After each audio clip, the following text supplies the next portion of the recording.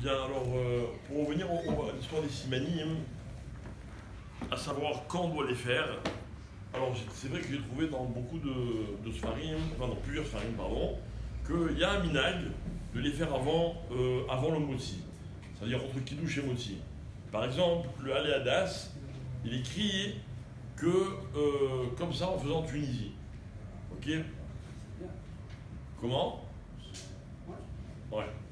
Seulement, c'est quoi le problème? C'est quoi le problème? Le problème, c'est que quand on mange le chiour, ok, normalement, on doit faire bracha harona. Maintenant, c'est un grand problème de faire bracha harona quand on sait qu'on va passer tout de suite à table et que ça s'appelle peut-être bracha chez Natsira. D'accord? Par exemple, est-ce que j'ai le droit de boire de l'eau, de faire boire une fachot? J'ai bu ce qu'il fallait. Sachant que dans 5 minutes, je vais boire de l'eau. Est-ce que j'ai le droit de faire ça? C'est-à-dire, je bois de l'eau, je fais boire des fachottes. Je vais reboire dans 5 minutes, tant mieux. Je refais chez Alcool, je refais boire des fachottes. C'est un sourd. Bracha chez Natsira. Tu bois de l'eau maintenant, tu sais que tu vas reboire dans 5 minutes, ne fais pas boire des fachottes. Tu feras boire des fachottes à la fin, hein, quand tu auras terminé de boire. D'accord? Sinon, ça s'appelle bracha chez Natsira.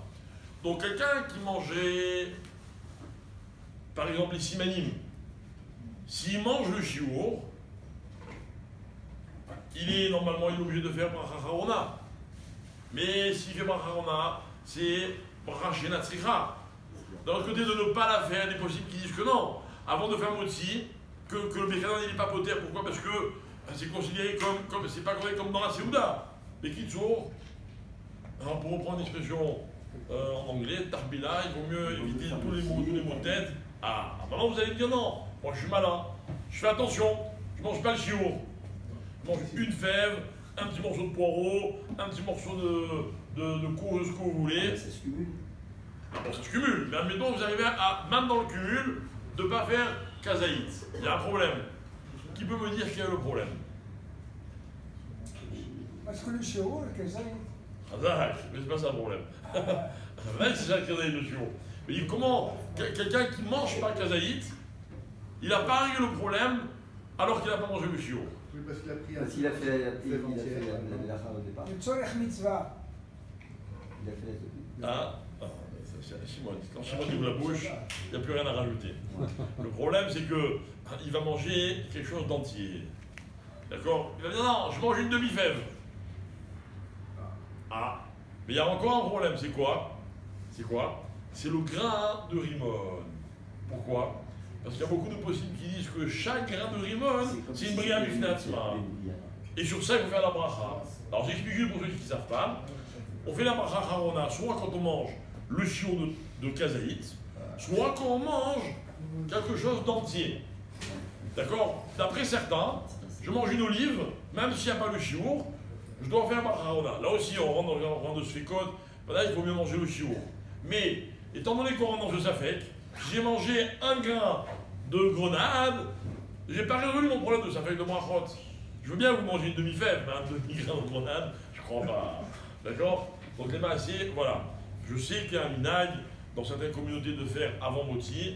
Sincèrement, je déconseille grave. Dès qu'on étudie un peu là, alors pourquoi eux ils faisaient comme ça? Mais mec, je sais pas. Et je connais la Ta'ana, mais nous aussi on avait des grands chachamim, des grands tzadikim. Il y a les autres que attention, de ne pas manger un cahier cumulé, de ne pas manger un grain de rimon entier. Personne ne sait ça. D'accord? Ou alors ils avaient des explications que malheureusement on ne connaît plus. Celui qui veut ne pas rentrer dans sa fête, il faut savoir que ce n'est pas du tout humilier nos ancêtres, que quand on veut faire encore mieux. Et aussi, il faut savoir une chose, c'est qu'il y a aussi beaucoup de fois où on fait des minagim, on croit que c'est comme ça le minag, et on se trompe. Quand il y a un safek de brachot, je recommande moi personnellement de ne pas prendre ce risque-là. D'accord? Alors, donc on continue. Maintenant, autre détail intéressant, c'est bien que chacun dise le Yehiratson des simanim. D'accord? Dans toutes les familles, normalement, le chef de famille, il dit à voix haute, d'accord? Il dit Yehiratson, j'ai Bouz Archiotenu Karimon, c'est bien que chacun le dise avec lui. D'accord?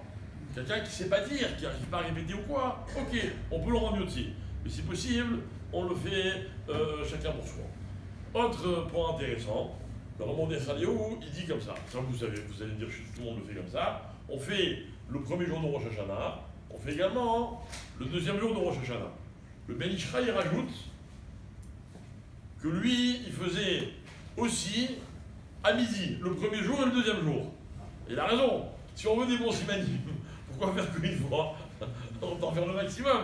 D'accord? Donc lui, il faisait à tous les repas. Ça, c'est un minage. C'est un minage, voilà, c'est un minage. C'est pas mal, voilà. Donc si... faut plus de beignets. Si certains veulent nous inviter pour qu'on fasse chez eux, vous voyez, on a trouvé un moyen de faire un apéro même en Rosh Hashanah. Il y a le Safek chez Erkano dans le deuxième jour. Il y a fait mieux. Alors on en a parlé de ça, ça fait Shechano. Donc c'est bien à Shechano de garder un fruit qu'on n'a pas encore mangé, ou alors de mettre un vêtement nouveau le soir, le deuxième soir de Rosh Hashanah, et de faire Shechano en pensant à ce. On a dit, de toute façon on le fait Shechano. D'accord? De toute façon on le fait, même s'il n'y a pas. Et si on peut, c'est mieux d'avoir un nouveau fruit ou un nouveau vêtement. Bon du Kiddush. Tana.